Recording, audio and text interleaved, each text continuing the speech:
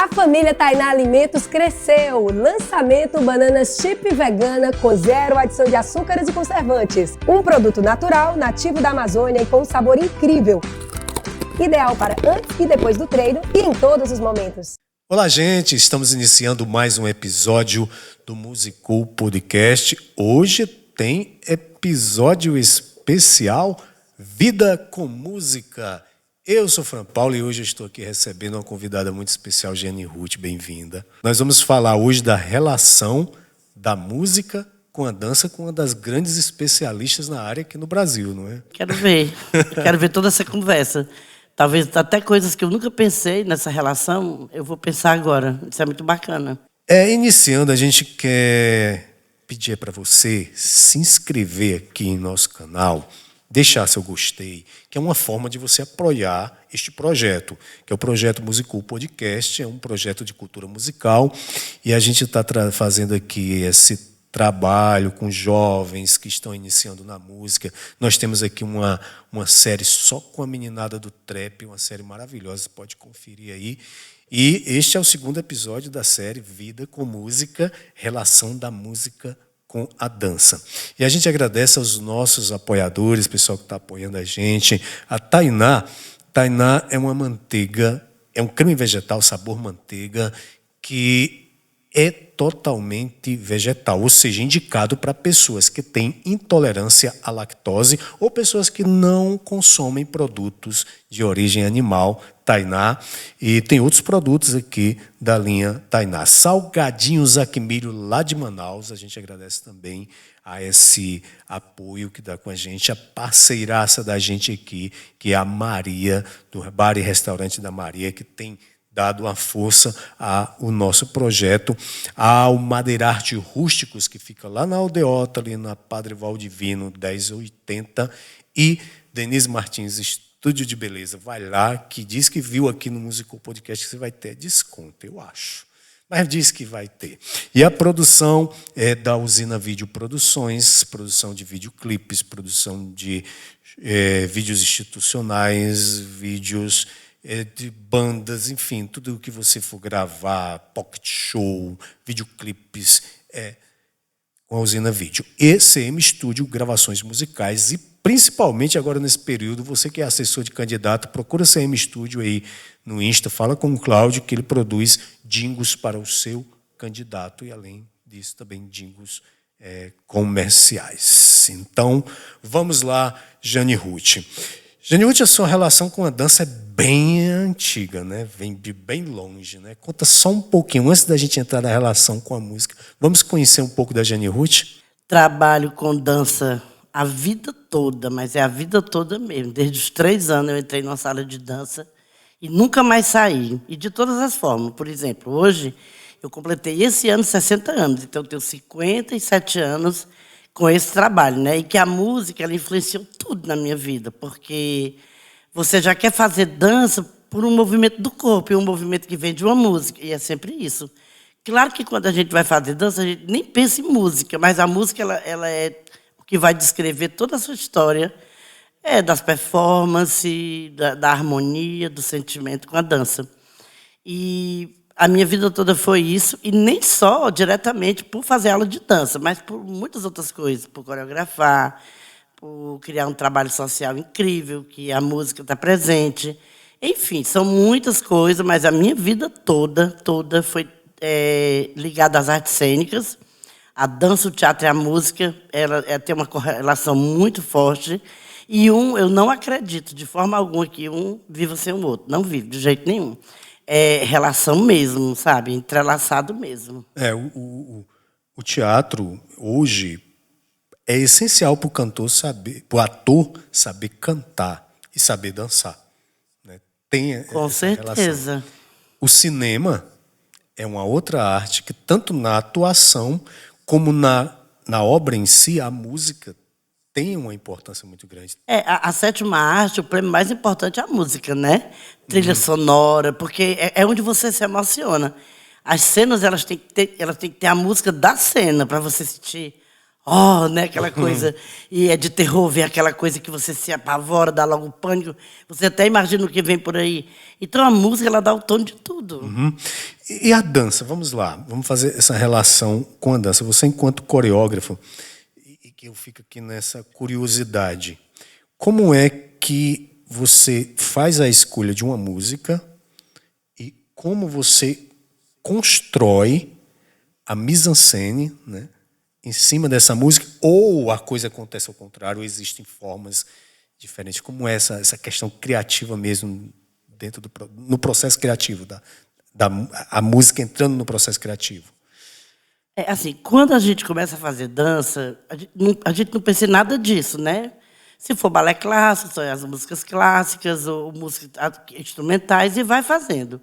Quando você começa a ter um ouvido diferente para aquela música, você começa a perceber o que ela faz com o seu corpo, o que ela pode fazer com o que você está pensando, com o seu sentimento, é aí que nasce as grandes performances, as grandes coreografias.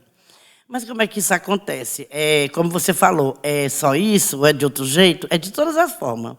Por exemplo, eu como coreógrafa, eu já fiz balé de todas as formas que você pensar. Eu sou muito influenciada pela questão social, muito influenciada. Eu sou muito influenciada em falar algo político-social no que eu estou coreografando. Então, assim, às vezes, por esse motivo, eu preciso procurar aí uma música de um músico, instrumentista, ou um cantor mesmo que fale disso fortemente, como o Cazuza. Vamos lá nos anos 80, que ninguém falava sobre isso, o Cazuza já falava, né? Brasil, mostra a tua cara, quero ver quem paga para a gente ficar assim. Então, isso é uma frase muito forte para a coreografia, né? Mas pode ser só instrumental, e se você tiver internando o que você quer coreografar, ele vai sair assim também. Mas por trás disso tudo tem um laboratório. Esse laboratório ele é importante porque você não vai coreografar sozinho. Mesmo que você esteja fazendo um solo, você vai dividir com alguém. Porque você quer que as pessoas falem o que acharam do que você está fazendo. E quando você faz coreografia em dupla, em trio, ou em quarteto, ou em grupo, aí você precisa botar todo mundo deitado, vamos ouvir as músicas, e eu quero ver o que vocês sentem nessas músicas diante do tema tal. E isso nasce assim as coreografias, né? E a pesquisa musical ela é muito importante, porque não é só você ama a Elis Regina, você acha que ela está falando tudo o que você quer falar, aí você pega uma música da Elis Regina, joga lá e faz uma coreografia. Isso há muito tempo atrás era assim, hoje não. Hoje você contrata, né, uma pessoa que faça esse trabalho da trilha sonora. A trilha sonora, dentro do que você quer falar, quer dizer, de um balé que vai durar aí de 20 minutos a 40 minutos. E isso é incrível. Aí, porque se você fala da Elis Regina, mas aí tem uma música da Elis Regina que é cantada hoje, digamos assim. A Elis Regina, na verdade, ela não era compositora de início, mas, digamos, uma música dela que hoje a Maria Bethânia canta. Na voz da Maria Bethânia vai me dizer mais, naquele contexto que eu estou coreografando, do que a própria Elis Regina. Isso é tão grande o que eu estou falando, isso é tão intenso. Por exemplo, há 10 anos atrás, ninguém via ninguém coreografar a música do Roberto Carlos. Ninguém via. E as músicas do Roberto Carlos, elas são assim, muito... Pá, você entende na hora o que ele está dizendo. Ele é um compositor que ele fala o que ele quer dizer. Tia Amélia, quanto tempo a gente não se vê? Faz um tempo que ele não vê a tia dele. É diferente daquelas músicas do Caetano, você tem que decifrar o que ele está dizendo. Mas o Roberto Carlos, hoje, ele é um dos mais escolhidos em outras vozes. Música do Roberto na voz do Caetano, música do Roberto na voz do Raul Seixas. É incrível. Aí você pega quem você queria, com aquela voz, com aquele arranhado de voz que você precisava, e cria uma coreografia. E a criação é isso. A música, o sentimento, o corpo do bailarino, o momento, o tema é uma junção de coisas. Isso, cada coreógrafo, cada artista tem o seu modo de criar. Não é uma regra específica. A criatividade é livre. Isso é maravilhoso na arte. Já está dizendo o nome, criatividade, completamente livre. Agora, me diz uma coisa, quando é o clássico? Porque o clássico, ele... É repertório. É repertório, né? Explica como é essa relação. Existe já uma uma codificação. Já está pronto os balés de repertório, já são prontos. Desde o século XVIII, século XIX, século XX, não é isso? O que você quer dizer? E como é que a gente se sente fazendo aquilo? Vamos lá. O clássico é a mesma emoção, não muda a emoção. Porque quando você gosta do balé clássico, você começa a estudar os balés de repertório. Aí você estuda aí a história de Paquita, a história de Gisele, Dom Quixote, Diana e Actio, e vai estudando. E você se apaixona por aquela história, que é uma história bem das cortes da Itália, das cortes de Paris. É muito isso. Mas você ama o balé clássico, então primeiro, você luta muito na sala de aula para você adquirir aquelas pequenas nuances, sabe? Aquelas piruetas perfeitas, os rodejames, que quem entende dança sabe o que eu estou falando. Mas aí você vai ter que pegar uma coisa pronta e passar para o seu grupo. Aí, vamos lá, nesse contexto, a gente tem que ser fiel. Balé de repertório, você tem que ser fiel. Aí, de um tempo para cá, existe a pessoa chamada o adaptador daquele balé de repertório. Quando você tem que ser fiel, porque você vai fazer um Dom Quixote, do jeito que Dom Quixote aconteceu, com todas as músicas já criadas lá no século XVIII, século XIX, você tem muita emoção porque você sonha muito em conseguir dançar aquele clássico. Porque o clássico é muito difícil, é muito difícil. Então, a pessoa ser uma solista de Dom Quixote, uma quitre, a pessoa fazer Diana e Actio, fazer a Escrava e o Mercador, aquela música já está tão entrelaçada na sua cabeça, você quer tanto participar daquilo, que os grandes repertórios, eles não vêm pronto, não. Você vai aprontando ele dentro de você, mesmo você sabendo todas as regras. Ou você pega esses grandes repertórios e você constrói adaptações sem sair da... Você pode sair até dos passos, não tem problema, mas sem sair daquela regra do que é aquele balé. Aí você pega a mesma músicas, não pode colocar outras músicas, a mesma música, e você faz uma adaptação. Aí a pessoa fala assim, balé de repertório Gisele, adaptação de Jane Ruth. As pessoas já sabem que ali vai ter um toque diferente, momentos diferentes, mas dentro do contexto do que é Dom Quixote. Mas a emoção, Fran, é a mesma. Talvez seja até mais difícil, porque quem vereda mesmo para o repertório, você filma muitos balés maravilhosos, você está vendo como você vê perfeição naquilo. Às vezes você está filmando, mesmo você não sendo bailarino, mas você diz, isso não foi fraquinha, você sente. E quando ela chega no palco, pá, sabe, que ela surge. Tem a ver com a energia também, não só a técnica. habilidade. Além da técnica, a energia. Energia, a forma que ela entra absoluta, a interpretação.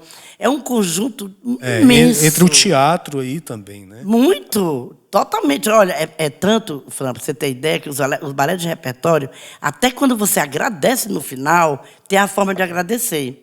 Por exemplo, você não pode agradecer um Dom Quixote assim. O Dom Quixote tem que ser a mão tem que ser essa.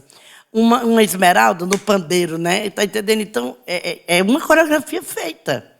Você tem que ser fiel a tudo aquilo ali. E essa interpretação não é só porque a Gisele terminou bem triste, morrendo, ou a morte do cisne caiu no chão, que cai no chão, não. Vem todo um sentimento, a pessoa tem toda uma interpretação, é tanto que fala assim, gente, vocês viram como aquela bailarina interpretou tal balé? Gente, ela arrasou, foi perfeita. E aí você também diz, fulana não está preparada, ela não está interpretando aquele personagem. E é isso, está entendendo? A dança clássica é isso. Mas, assim, como ela é tão perfeita, as pessoas sofrem para trabalhar todo um balé de repertório, que chega a durar 4 a 5 horas. É muito difícil. E a carreira do bailarino e bailarina clássica, ela é mais intensa, em termos de estudar. E curta. É uma carreira curta, como o atletismo. Ela é maiorzinha do que o atletismo. Mas ela é muito intensa, porque os estudos são profundos. E já está tudo lá, mas você não adianta só ler se você não consegue aplicar, tá? E você sabe que você vai ter vida curta. Um bailarino, quando ele vai fazendo aí 30 e poucos anos, ele não tem mais a mesma força de dançar um gran pas de deux, algo assim com uma pessoa dos 20 e poucos anos. É tanto que nas grandes companhias lá de fora, mulher entra até 22 anos e homem até 26. Essa mulher ela vai ter uma vida no balé até 38, 40 anos. Depois ela já não... Se ela for a primeira bailarina, ela passa para um corpo de baile. Ela nunca vai deixar de ser primeira bailarina. O título de primeira bailarina, ele é para sempre. Você morre com esse título. Mas por que é o nome Primeira Bailarina? Bom, vamos falar do Municipal do Rio de Janeiro, tá? Existe lá, hoje em dia, existe mais de 100 bailarinos, porque lá eles são funcionários públicos. Eles entram através de concurso. E passam a ser funcionário público, né? E vão se aposentar como funcionário público. Então, tem um salário, como um funcionário público. Funcionário público, tem aquelas horas das 10 da manhã às 16 horas todo dia. Ele tem que cumprir aquilo, quantas aulas por dia, os ensaios. Tem dia que ele passa 4 horas só olhando para cima, porque não tem ensaio para ele, mas é assim, é funcionário. Os 100 e tanto tem que estar lá todo dia naquele horário. Bom, aí tem os primeiros bailarinos, como a Ana Botafogo. Ela foi primeira bailarina, ela continua, vai ser primeira bailarina a vida toda. Mas ela não está mais no Teatro Municipal. Mas ela é aposentada do Teatro Municipal. Ela está, dizemos assim, licenciada e fazendo outras coisas, como um aposentado pode fazer, trabalhar com outras coisas. O primeiro bailarino, ele recebe esse título pela técnica dele, pela rapidez técnica, pela expressão, pela performance, pela força. E é isso. Todo primeiro bailarino, ele ganha esse título porque ele é muito bom. Não tem. E esse é só para clássico?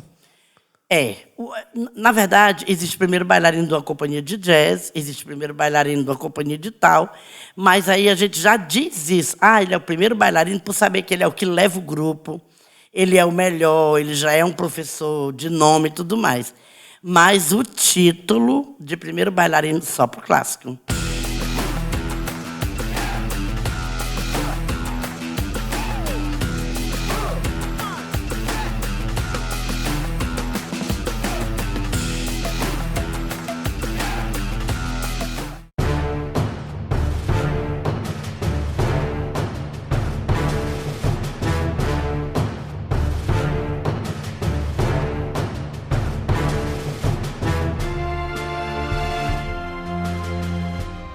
A Jane Ruth tem um trabalho social aqui em Fortaleza, né? O BECAD.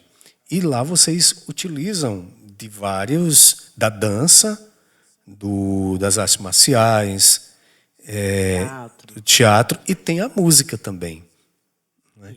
Como é essa história de você trabalhar a música como um instrumento de transformação social e educativo? Eu poderia falar da música, da importância só mesmo dela ter uma harpa e ser lindo, dela ter uma flauta e ser perfeito, um violão, uma bateria, não importa. A música, meu Deus, a música ela fala por si só, você não precisa fazer mais nada. Solta a música e ali já, várias coisas podem acontecer com aquela música. Uma balada, um grande bailarino, tudo, né? Mas a relação da música no trabalho social. As pessoas que eu atendo, Fran, lá, elas são pessoas que vêm de área de risco muito, muito grande. Elas vêm de uma situação de violência doméstica, dos pais estarem em presídio, de ver dentro de casa o tráfico de droga muito forte e tudo mais. E eu já trabalho com dança. A minha ONG nasceu por conta da dança. Aí, então, assim, a dança entra na vida dessas pessoas como uma troca de harmonia. Elas vão trocar a agressividade, sabe, a bebedeira, aquela zoada de bar, aquela briga de família, aquele homem que não respeita aquela mulher. Muito, muito além de feminicídio. O feminicídio já é o final de tudo, né? O feminicídio ele acontece muito antes e tudo mais. A dança, aí quando essas meninas chegam na sede, elas vão ter aula de dança, né? Aula de dança que tem uma música lá e que traz uma harmonia, uma paz, que levam elas para outro universo da vida delas, né? Então, assim, a música de dar aula, ela já é um instrumento de autoestima, um instrumento de inclusão muito grande. Aí agora você imagina o que é, porque lá a gente tem flauta, violão e bateria, e baixo. Você imagina o que é um menino desse, de dentro de uma favela, que nunca teve uma oportunidade, até para comprar um violão, ele já para aí a situação dele. Uma bateria, um baixo, aí ele chega dentro de uma sede que está dentro da comunidade e ali ele vai ter a chance de realizar o sonho dele, porque muitos chegam ali porque querem realizar o sonho, porque sabem cantar, tem gente com a voz linda, bonita, e eles têm vontade de aprender violão. Aí começa a aprender violão e começa a fazer os seus próprios sons, né? Isso dentro de sons que o professor traz como proposta, Mas depois, eles também têm o sonho dele, tem aquelas músicas que eles queriam muito cantar, tocar. E é isso. Então, a música, ela entra na vida desses meninos como sonho. É sonho, é realização. O BECAD é um projeto social, né? Conta um pouquinho da história desse projeto e o que significa BECAD. BCAD, a sigla, de Bailarino de Cristo, Amor e Doações. Bailarino de Cristo, porque foi um filme que eu estava assistindo, aí tinha os atletas de Cristo, aí eu digo, vou fazer um trabalho com os bailarinos de Cristo. Nada ligado a nenhuma igreja, mas ligado à doação, a amor, a Deus, a Jesus, a coisas boas, né? Que a gente traz muito isso dessa parte religiosa, mas não de nenhuma igreja, mas de doar mesmo, né? E o BECAD nasceu em 94, ele tem 29 anos, vai fazer agora, e nasceu assim, da minha dança, que a primeira coisa que eu botei na minha cabeça é que eu poderia ensinar aquilo de graça para outras pessoas. Porque quando eu abri minha escola a primeira vez, eu passei 4 anos na Aldeota, aquele sonhozinho de menina de 18 anos. Minha escola na Aldeota, né? Isso foi a maior decepção da minha vida. Eu disse, não é aqui que eu quero estar. Eu quero estar num lugar que as pessoas queiram dançar e possam pagar barato. Eu nem pensava em bolsa ainda, né? E ter a oportunidade de fazer o que eu fiz a minha vida toda, porque o meu pai pode pagar, né? Então, eu fui para a periferia, na Bela Vista, onde eu estou até hoje. E lá era 10 cruzeiros. Começou com 10 cruzeiros. Imagina 10 cruzeiros. E muita gente chegava e dizia assim, dona Jânia, não tenho 10 cruzeiros. O Real nasceu em 94, né? Então, a minha história com a academia, desde 81, né? A minha academia foi a 7ª academia aqui do Ceará. Até então, era academia particular, que eu resolvi levar para um bairro de classe média baixa, para poder atender pessoas que pudessem pagar menos, né? Que eu pudesse cobrar menos, porque eu não tinha aluguel e tudo mais. Aí eu comecei a ver que 10 cruzeiros, é como se fosse 10 reais hoje, essas pessoas não tinham. E dizia, dona Jânia, eu queria muito que a minha filha dançasse, foi meu sonho. Aí eu comecei a ouvir muito isso, foi o meu sonho, eu não pude realizar. Eu digo, não, está errado, eu preciso fazer mais. E se eu estava bem. Nessa época, eu já estava na faculdade, meu pai tinha dinheiro, eu estava trabalhando em escolas, fazendo coreografia de escola, então eu resolvi transformar minha escola de dança particular num trabalho social. Nessa época, eu acabei completamente a minha escola. Que foi em 85, eu fui para Bela Vista, fiquei de 85 até 89, e ouvindo isso, mas tinha muito aluno, porque tinha pessoas que podiam pagar esses 10 reais, né? Mas as pessoas que viam que não podiam, elas eram muito talentosas. Aí eu resolvi criar um programa chamado Em Busca de Novo Talento das Comunidades. E aí foram 300 pessoas que se inscreveram, a rua veio polícia, veio tudo, foi uma loucura. Dessas 300, eu tirei 70, que era a capacidade da minha escola. E pronto, a minha escola de dança acabou. Porque eu tinha que atender aquelas pessoas de graça, eu não tinha mais espaço para ninguém pagando. E até 1996, eu fiquei sem escola particular, só com o projeto, né? Em 1994, eu fundei o Grupo Bailarino de Cristo. E esse nome veio de uma visão mesmo que eu tive, um sentimento. Depois eu assisti um programa falando sobre, né, os atletas de Cristo. E eu só pensei na minha dança, era só dança, não tinha mais nada. Mas aí, cara, eu fui conhecendo esse trabalho, sabe?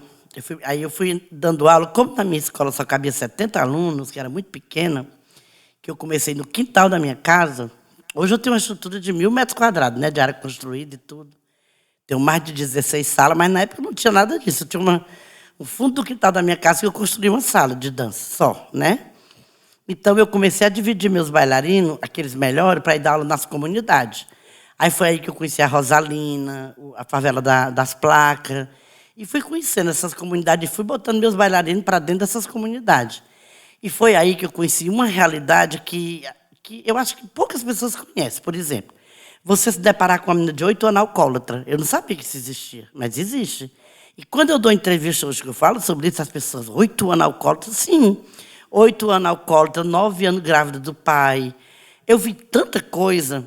Aí eu vi que eu não era capaz de fazer aquele trabalho. Eu digo, não tenho essa capacidade. Eu quero muito fazer, mas eu não sei lidar com isso, né?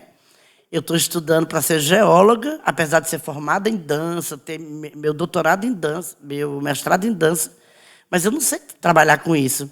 E eu vi que eu precisava de outras pessoas. Aí eu fui constituindo um trabalho pela necessidade, que quando eu vi era uma ONG, né? De 89, eu fui juntando tudo isso. Em 1994, eu tive minha primeira pedagoga. E eu fui aprendendo com essas pessoas. A vida me ensinou muito mais do que a faculdade, né? A primeira pedagoga, uma nutricionista, porque tinha meninas com peso. Cara, eu não sei nem como é que se põe em pé aquelas pessoas de tão magras, sem água no corpo. Tanto problema, cara, tanto problema nesse universo social que as pessoas, às vezes, elas imaginam que não ter dinheiro para comer melhor. Por exemplo, um sabonete, diz, mas devia ser pelo menos limpinha, usar pelo menos um sabonete. Nunca que a pessoa vai deixar de comprar 2 ovos ou 1 quilo de arroz para comprar um sabonete, por exemplo. E é isso, foi isso tudo que eu aprendi, né, com o social. Uma coisa que eu ouvi uma história uma vez sobre Paulo Freire, não sei se o Paulo Freire te inspira. O Paulo Freire contando a seguinte história, ele chegou numa casa, né, e conversando com a família, e ele, exatamente com esse discurso que você estava falando, poderia tomar o banho, ser mais limpinho, essa coisa. Aí, de repente, o senhor da casa começou a falar, falando para o Paulo Freire, o senhor na sua casa deve ter um chuveiro, né, com água quentinha. Na sua casa deve ter 2 ou 3 quartos que sua família se abriga. O senhor deve se alimentar de manhã, de tarde, de noite. Aqui nós só temos esse vão. Aqui a gente não tem um chuveiro. Aqui a gente não tem sequer um fogão para a gente preparar um alimento. Aí o senhor vem falar disso para mim. É complicado. Aí o Paulo Freire disse, eu voltei e fui repensar a minha metodologia, né? Porque às vezes a gente está aqui e acha muito fácil, a pessoa devia fazer isso, a pessoa devia fazer aquilo, mas não conhece a realidade em que aquela pessoa está inserida, né? Então, esse é o grande desafio, é como transformar essa realidade, né? E projetos sociais assim são fundamentais, né, nesse processo. Mas voltando para dança e música, relação de dança e música, você promove 2 grandes festivais aqui em Fortaleza, não é? Tem o CBDD e o Fendafor. Fala um pouquinho da história desses festivais, que também eu tenho o prazer de estar participando lá, de estar colaborando. É totalmente música, né? Festival de dança, totalmente música.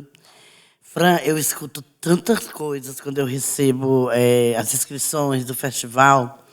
Tem gente que apelou, por favor, eu queria tanto contar para o jurado a história dessa coreografia.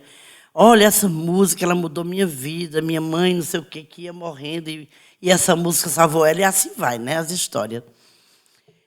Um festival de dança, ele é baseado nas modalidades, nas categorias que vão ser apresentadas, da criancinha desde 2 anos até a pessoa da terceira idade.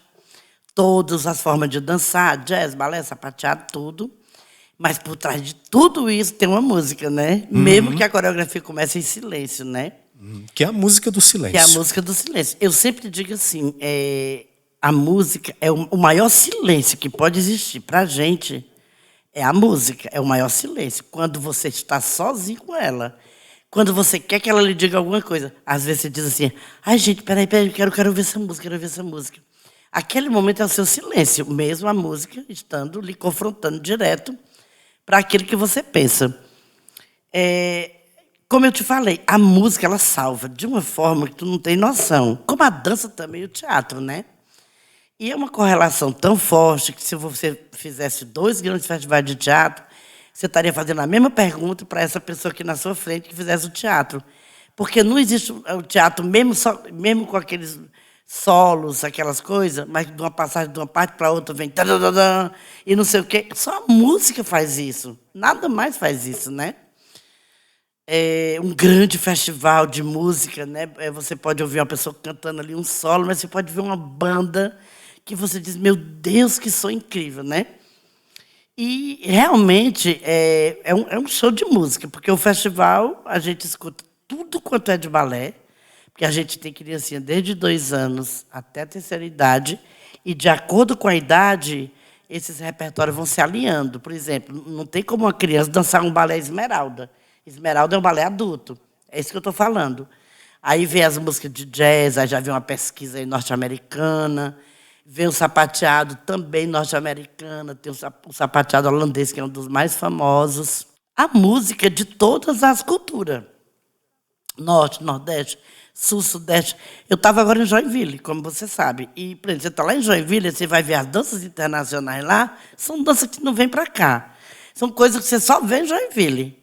Porque aquele pessoal que mora ali, na Argentina, né, que traz aquelas danças internacionais, e cada um tem a sua cultura, e que a música que faz aquele salto, aquela brincadeira, tudo aquilo. Aí tem aí a região norte, que mostra o Bumba Meu Boi, aqui que mostra... Aqui no Ceará, meu Deus, é uma diversidade enorme. A gente tem o maracatu, que é muito forte. Aí você vai para Recife, você vê o frevo, e assim vai. É uma grande cultura construída de muitos sons, tons, cores, músicas. E que, por exemplo, os meus 2 festivais, da hora que começa até a hora que termina. E ainda para esperar a nota, tem uma música própria, que fica tan, né, aquela musiquinha. Porque é para aquilo ser a cara do festival. Se eu botar outra música, não vai ser mais a cara do festival. Então, você arranja até uma música para ser a cara do seu festival. O tema do seu festival. É incrível. A música, ela é assim, é muito difícil falar com o corpo, né? Você tem que estudar muito, fazer muito laboratório. Aí você fala com o corpo, de acordo com a música que você escolhe, e aquilo vai entrando, é incrível, é um momento só. Então, assim, quantos momentos desses você vê no festival daquele tamanho? O Fendafó tem 11 dias. Foram 1.300 e pouca performance, 1.200 e pouca performance. Olha quantas pessoas pensaram coisa diferente. Às vezes tem música que se repete lá 30 vezes, mas é uma proposta completamente diferente. Olha o que é que a música faz na sua vida. E a música, ela te encontra muito no momento que você está vivendo, né? Às vezes você diz assim... Por exemplo, eu fui para a Argentina, abri o GEPAL, eu fui convidada por uma música. Eu fiz um balé chamado Pedaços de Mim, que a minha filha coreografou, e o que é o Pedaço de Mim? Foi tudo que a Jane Ruth dançou na vida dela. Eu contei a minha história para a minha filha, e com o olhar dela, ela coreografou tudo que eu coreografei. Completamente diferente, mesmo eu contando a história para ela. Aí tem aquela música que é Elis Regina que canta, que é aquela Não Quero Te Falar, Meu Grande Amor, das coisas que aprendi no disco, né? Gente, que é do Belchior, né? Isso. Mas cantado pela Elis. Talvez com o Belchior não funcionasse o que a gente queria. Gente, a gente ganhou medalha de prata lá num festival com quase 1.500 coreografias. E a gente teve que repetir, hasteando a bandeira do Brasil. Foi uma coisa linda. Mas aquela música contagiou aquela plateia. Eu não sei que outra música poderia. Mas também teve um grupo lá, que era do Chile, que, meu Deus, que coisa linda, que coisa encantadora. Se trocasse aquela música, nunca seria aquilo. E a música, ela toma todos os ambientes, né? Lá dentro do teatro é o festival. No Mercado da Dança, que é ali o Jardim, é um barzinho, que tem pessoas que gostam de ficar naquele barzinho. Aí mais para cá são as mães, que estão ali tudo vendo as filhas, maquiando, tudo mais, com outra musicazinha que vem de alguma caixinha de som por ali. É incrível, é incrível. Ela é o mundo, ela é o universo, é universal, a música é universal. Observando o festival e fazendo aqui, analisando a questão das artes. O teatro é hoje uma arte que está, eu não diria que está em decadência, mas que o movimento teatral está um pouco restrito, ele está mais fraco. Mas eu percebi que a dança tem uma força enorme, porque é um festival de 11 dias, com essa quantidade. Se a gente fizer um festival de teatro hoje, né, teríamos dificuldades de conseguir inscritos para cobrir uma demanda de um festival. O que tem na dança que tem esse apelo tão forte e que traz gente de todas as idades? É o fator social? O fator social influencia? Por exemplo, também. A dança ela é mais elitizada? Totalmente elitizada. Totalmente. E quem quebrou isso aqui no Ceará foi eu, a Dora Andrade e a Nália Timbó. Só os ricos dançavam aqui. Foi a gente que abriu o palco para essa galera toda. Vamos voltar para o Fendafó, esse poder que ele tem, né? Ali tinha 280 grupos, não é brincadeira, não. O poder que ele tem. O Fendafó começou pequenininho, em 3 dias, 30 grupos. Tudo de Fortaleza, um do interior, e foi começando pequeno. Mas ele não começou pequeno na minha cabeça. Na minha cabeça, eu quis que aquele festival acontecesse para me abrir uma produção que eu pudesse pagar através do governo para aqueles grupos que não podem pagar uma produção participar. Aí depois começou as possibilidades. Eu comecei a trazer primeiro os bailarinos do municipal, dos Estados Unidos, não sei de onde, mas continuei dando as mesmas oportunidades para o povo de Maracanaú, Caucaia, seja de onde seja. Comecei a ver que o festival tinha que ser mais profissional. Comecei a amadurecer, trabalhar, produção, fazer curso e tudo mais, e foi ficando um dos festivais mais profissionais do Brasil. Há 6 anos, ele ganhou o prêmio da Unesco como o 2º maior do Brasil e o maior em ação social, por abrir tanto espaço para projetos sociais. Por ele ter vários palcos, palco para o infantil, palco para o adulto, para o amador, para o profissional, para o sênior, é que ele se tornou o que ele se tornou. Talvez um festival de teatro que tivesse essa mesma força de vontade de realmente botar grupinhos de teatro lá que jamais tivesse uma chance, se um festival grande tivesse nascido com essa mesma intenção, ele pudesse ser um fenda-fó de teatro da vida. A gente tem um festival de teatro maravilhoso, ele acontece em 6 dias lá em Guaramiranga, mas as pessoas têm que mandar uma fita com a coisa. Está errado? Claro que não. É a forma que eles têm. O festival de teatro deles é assim. Mas se alguém abrisse um festival de teatro, como é o Fenda-Fó, que você joga lá no site as inscrições, e todo mundo pode se inscrever, talvez aqui tivesse o maior festival de música também, talvez tivesse o maior de teatro também, e assim vai. O festival ele é um incentivo, ele é um incentivo. Grande. As pessoas se preparam para o Fenda-Fó. Demais, demais. Cara, a gente tinha 23 estados do Brasil aqui. Você filmou, você sabe. A gente tinha 3.000 e alguma coisa de bailarino. Meu Deus, só fora Joinville só tem o Fenda-Fó que tem esse impacto. Mas é porque ele é um festival também humanizado, as notas são humanizadas. Eu sou muito acessível a todo mundo. Por exemplo, eu vou para Joinville desde os anos 80, não, dos anos 90, e lá nos anos 90 eu conheci uma pessoa que era do Conselho de Joinville. Mas ninguém sabe quem é o dono, quem é o jornalista. Aí não conhece ninguém, eles são muito na deles. Não aparece ali para conversar, para abraçar a gente, para a gente dar os parabéns. Não aparece. E isso conta, né? Então, o Fenda-Fó se tornou esse gigante da dança brasileira porque ele foi um festival que ele foi criado para ser isso que ele é hoje.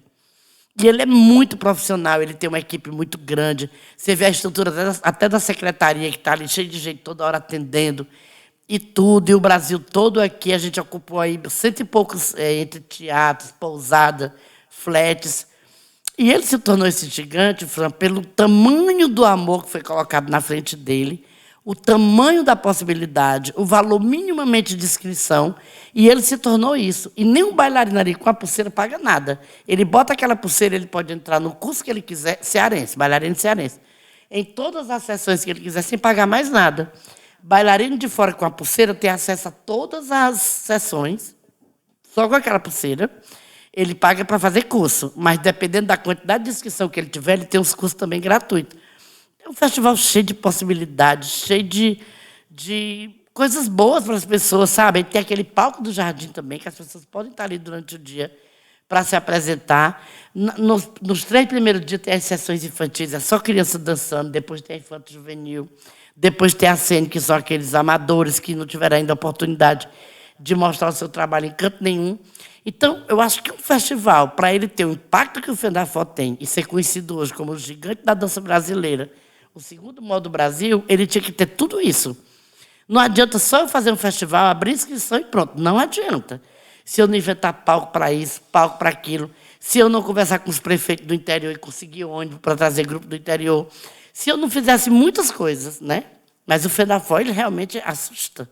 É uma loucura. 11 dias e todo dia tem muita gente ali, muita apresentação, e nenhuma é repetida, viu? Todas são apresentações novas. Tem grupo que escreve 70 coreografias.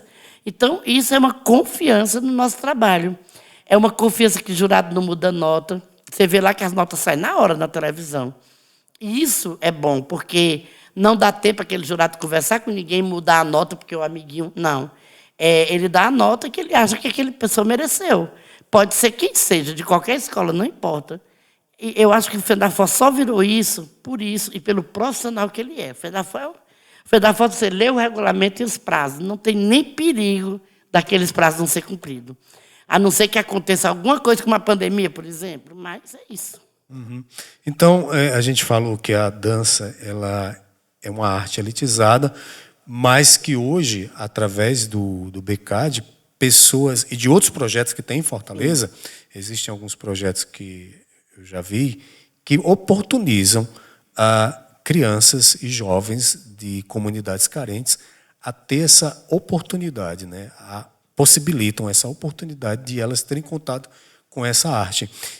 Tem algum exemplo que você conheça de bailarinos que saíram desses projetos e conquistaram espaços, né, que foram além? Né? São os maiores exemplos que eu tenho. É impressionante como essas pessoas elas são muito mais fortes, insistentes. Quando ela pega essa oportunidade, elas viram bicho para que aquilo ali vire algo muito grande na vida dela. Hoje eu tenho bailarino em Londres, eu tenho bailarino na Espanha, eu tenho bailarino no Joffrey Ballet, nos Estados Unidos, eu tenho bailarino no Miami Ballet, em Miami, na Flórida, eu tenho bailarino na Suíça, com companhias de dança, na Alemanha, e que saíram dos projetos sociais. Do meu projeto, então, eu tenho um grande bailarino que hoje tem uma companhia na Suíça. Cara, é incrível. E ele diz que a referência dele veio lá da Bela Vista, do Grupo Bailarino de Cristo. Além disso, Fran, eu tenho pessoas que, se não fosse a dança, talvez não tivesse mudado a vida delas, que hoje são médicas, passaram por lá, advogados, necessariamente filósofos. não precisam se tornar bailarinos. Não, é porque a gente faz um trabalho para ser cidadão. A dança é um detalhe. A gente não pode pensar a dança como se ela fosse... A nossa dança, ela forma. Com 8 anos e 9 anos que o bailarino estiver lá no ONG, ele vai sair formado. Quando ele está com a faixa preta, ele entrar com a faixa branca, ele vai até a faixa preta também. Estou falando do esporte, agora o karatê. O teatro, a gente tem todo o curso básico de teatro. Música, a gente tem todo o curso básico e mais 3 módulos além do curso básico. E eles estagiam em festivais, em parceria com o governo, em parceria com a prefeitura. Então, assim, a gente dá muita oportunidade para a arte que ele escolheu, ele poder ir além. Mas o mais importante para a gente não é isso. Um país não se faz sem livros, de jeito nenhum. Então, assim, é tanto que se ele não estiver na escola, com boas notas, ele não fica na ONG. Assim, eu tenho um caso só de uma pessoa que realmente desistiu. Eu tenho um caso de quem dá muito trabalho, mas assim, a gente diz assim, olha, a gente não vai ficar com você se não melhorar a nota, porque a gente também tem uma parceria com as escolas. São 32 escolas que abrigam alunos do BCAD. Então, a gente não vai jogar aquele menino fora, mas a gente sempre fala isso para ele entender que os estudos estão em primeiro lugar, né? Então, a gente tem um trabalho muito forte de apoio pedagógico, né? De leitura, de escrita, campeonato de poesia, campeonato de leitura, aprender a somar, a escrever, a se comunicar, a ler livros para viajar na história com os livros e mostrar para ele que uma pessoa que ela passar 9 anos lá no BCAD, se anualmente ela não lê minimamente 6 livros, ela não vai sair preparada para a vida. Porque a dança ela vai te dar o conhecimento da dança. É como o futebol. Desculpa assim, muito sobre o futebol, mas aqueles grandes atletas maravilhosos, lindos, que estão aí no Real Madrid, não sei aonde, que saem daqui do Brasil, eles saem de grandes favelas, de grandes dificuldades, sem estudo, sem nada. E depois que estão lá, levam o professor para dentro de casa para ensinar, não sabem falar nada. Não estou falando de línguas, não, eles não sabem nem falar. É tanto que, se você olhar a reportagem, quando um jogador começa a dar as primeiras entrevistas, ele fala a mesma coisa, parece ser uma coisa que sabe? Hoje eu dei o meu melhor, não sei o quê, porque ele já sabe, só pode dizer aquilo, porque se ele falar mais, ele não está preparado. Aí depois que chega lá, que fica milionário do nada, sai de uma situação de risco terrível, que fica milionário, aí ele vai pagar uns estudos ali dentro da própria casa dele. Isso no Brasil, pelo MEC mesmo, você sabe que esses grandes empresários não levam nem os filhos para a escola, não, a educação é dentro de casa. Que é válido, o negócio é aprender. Então, eu sempre digo para os bailarinos, gente, não adianta vocês se formarem em balé, vocês serem grandes atletas de karatê ou de natação e não saberem dar uma entrevista, não saber falar, não ter o ensino médio, minimamente. Vocês têm que entender que na hora que vocês entregam o ensino médio como comprovante para o emprego, a pessoa que está lá, ela vai entregar um que fala inglês, que fala espanhol, que já fez curso disso, daquilo outro. Então, a educação é que vai dar a liberdade que vocês querem. É se tornar cidadão através da educação. A dança, o teatro, a música, ela transforma a vida. Porque se numa ONG não tiver dança, teatro e música, ninguém vem. Só para aprender a ler direito, a escrever, vai nada, não vai nem na escola. Então, a ONG ela traz o esporte como um agregado forte, um carro-chefe, a dança, as artes cênicas como um todo, para que a pessoa nos procure. Quando ela chega ali, ela vai fazer aquilo que ela procurou. Mas, além daquilo ali, tem um trabalho enorme com arte, sabe? Muitas coisas, envolve muitas coisas. A gente prepara ela até o Enem e mostra para ela como ela mudou a vida dela. Fran, você não imagina quantas pessoas vão na minha ONG hoje e falam assim, olha, hoje eu sou nutricionista, hoje eu sou advogado, o que a senhora precisar? Nos procure, que eu vou fazer isso como voluntário, com o maior prazer, porque a minha grande oportunidade, a minha vida mudou aqui dentro. É isso, está entendendo?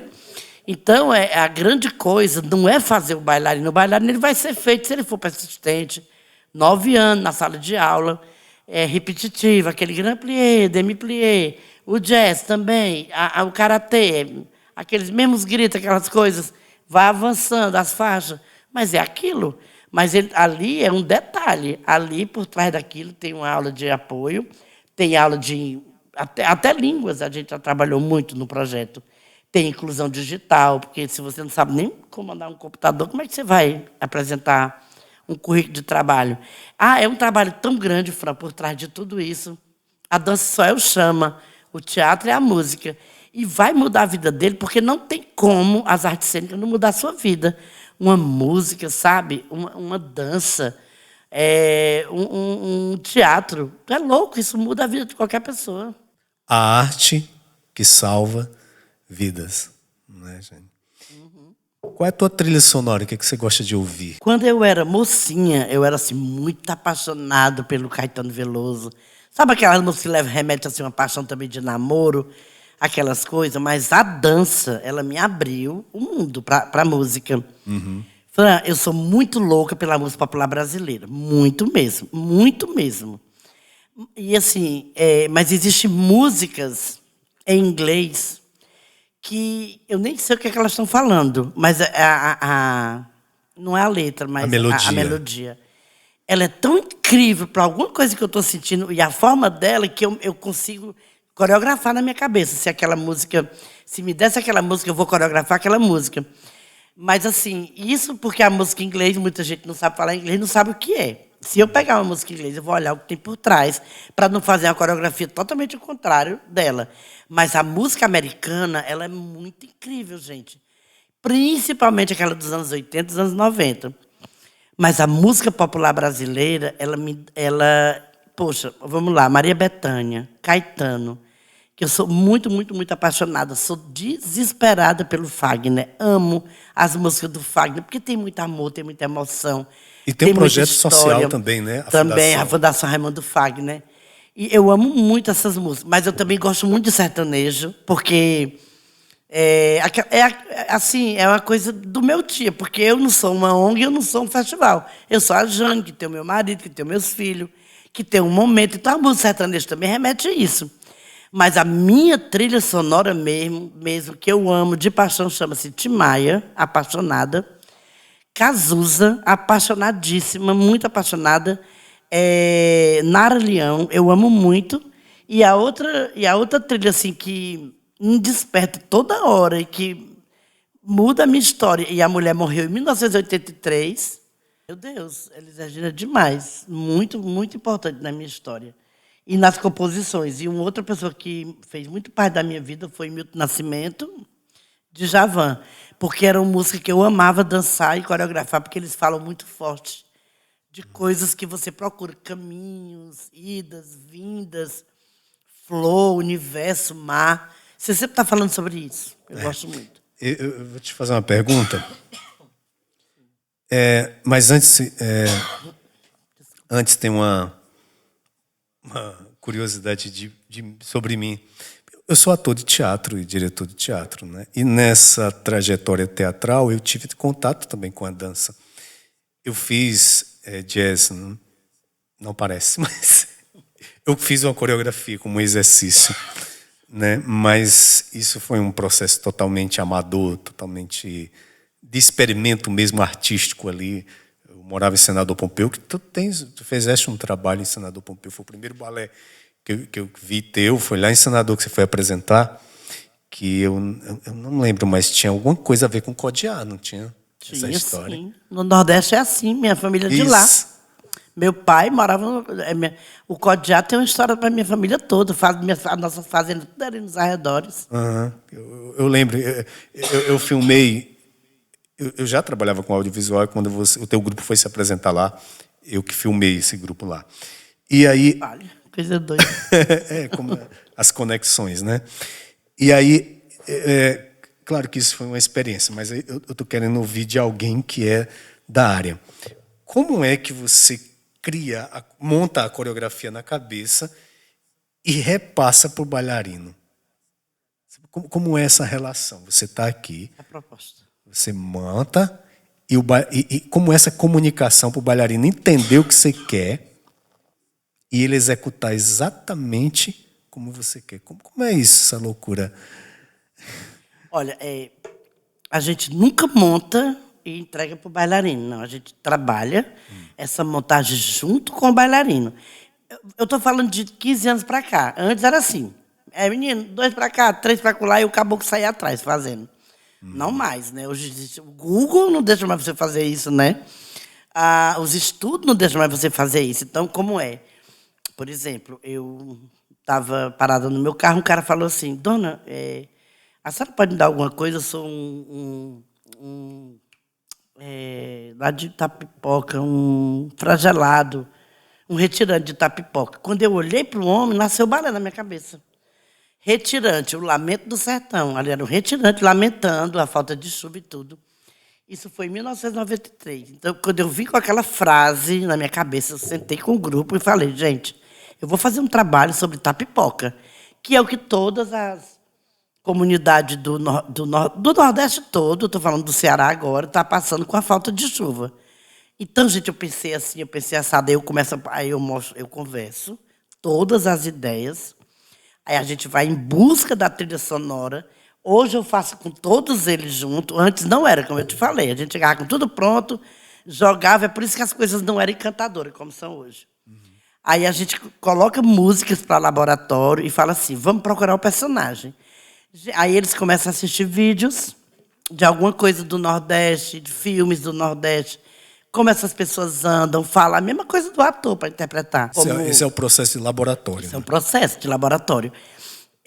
O meu processo, tem gente que é intuitivo, faz tudo pela intuição, joga a música, vamos, gente, 1, 2, 3, e fecha os olhos e sai fazendo. Quando termina tudo, senta e fala, gente, a minha intenção nesse momento foi essa, a minha intenção foi aquela.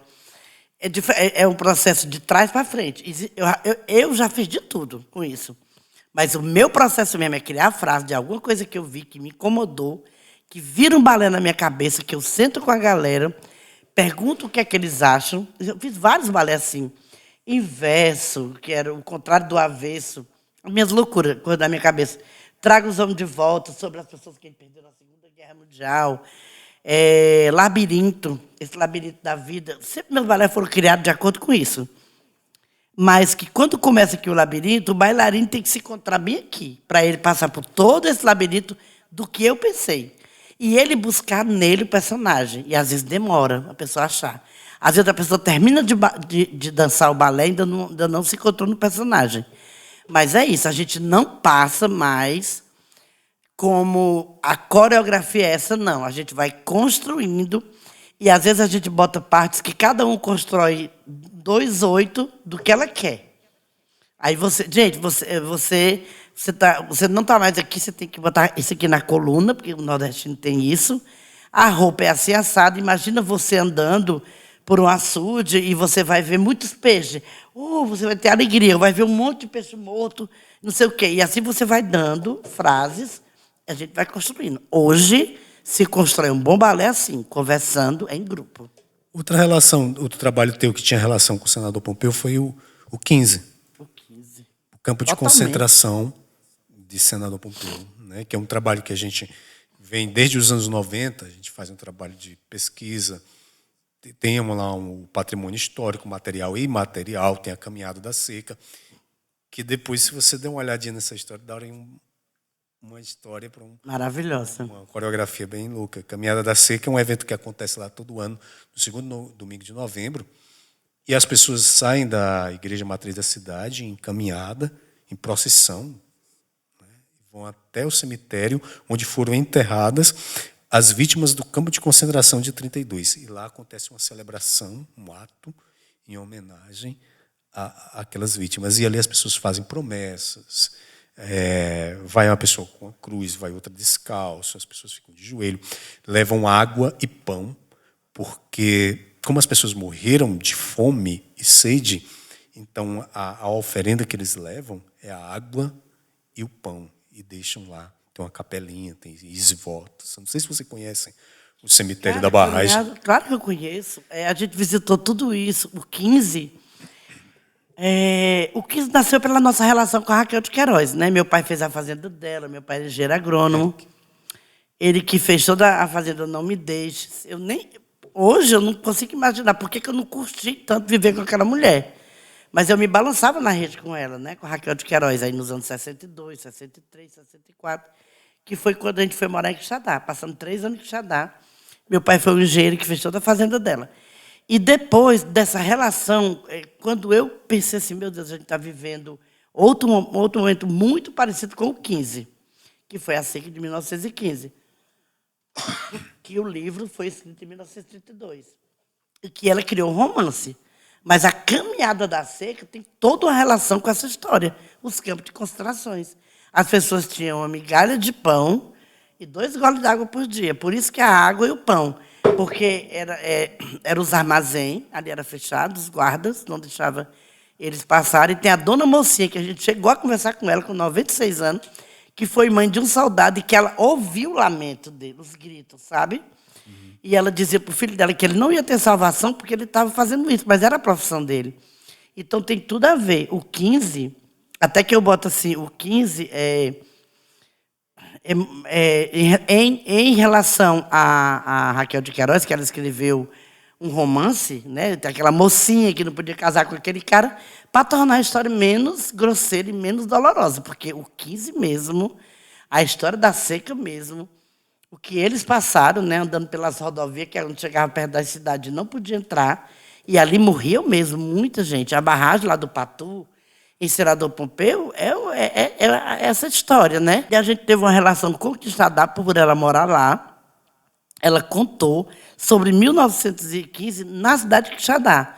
Como não tinha tanta história como foi Senador Pompeu, que foi a grande história, ela criou aí a mocinha, o homem que conheceu naquelas terras. Mas o 15 foi um espetáculo na minha vida, fazer o 15. O 15 foi um espetáculo na minha vida, porque eu estou falando do Ceará, estou falando da minha terra, do que a gente passa. Não estou criando nenhuma história a mais do que a gente já tem para contar. A relação da música com a dança, com a questão social, né, que é importante. E eu faria a última pergunta, a gente já caminhando aqui para o final. A música tem um propósito, Jane? Ela começa na hora que ela está sendo composta. Quando você vai compor uma música, tem um propósito. O autor da música ele tem um propósito. E ele pode querer jogar esse propósito e você, da situação que você está, você recebe de outra forma. E ela pode mudar a sua vida. Uma música muda a vida da gente. Você acredita nisso? Que uma música muda a nossa vida? Por exemplo, tem uma música do Fagner que é Essa Saudade, um cigarro, a luz acesa. Ela é a música que conta a história do meu casamento. Eu fiz uma coreografia sobre isso. E essa música ela mudou completamente a minha vida, porque ela é a música que impactou no meu casamento, na minha história. 35 anos de casados. Jane, a gente agradece a generosidade de partilhar conosco, né, aqui no Musicou Podcast, a sua história, suas ideias, seus pensamentos. Né? Obrigado. Deixa aí sua mensagem para a nossa audiência. Bom, é a primeira vez, né, que eu faço esse podcast, Musicou Podcast. É incrível. Eu, assim, nunca tinha falado de música com tanta profundidade. Vivi a música a minha vida toda, vivo a vida toda. Coreografei 40 balés, né? Tenho mais de 500 prêmios com esses balés em todo o mundo e que por trás de cada um desses tem uma música. Então, eu parabenizo esse trabalho. E quem vier aqui falar sobre isso, que traga mesmo, o que remeta para você, o que foi a música na sua vida, em que momento ela lhe impactou, ela mudou algum momento e o que ela fez como referência. Parabéns, lindo, lindo programa. Obrigado. Merece compartilhamento, merece um gostei, merece um comentário. É importante. Esse projeto é um projeto que a gente faz aqui, nós três, é um projeto da gente, e nós somos voluntários aqui na história, né? A gente uniu forças e fez esse trabalho. E a forma de você apoiar o nosso trabalho é deixando um gostei, porque aí o algoritmo do YouTube vai entender que esse projeto é relevante e vai entregar para mais pessoas. Então, se inscreve, comenta, deixa o gostei, né? Vai lá no BCAD, né? Tem as redes sociais do BCAD. @BCAD, BCAD. Vai lá, curte, compartilha e segue. Pronto. Valeu. Obrigado, Jane.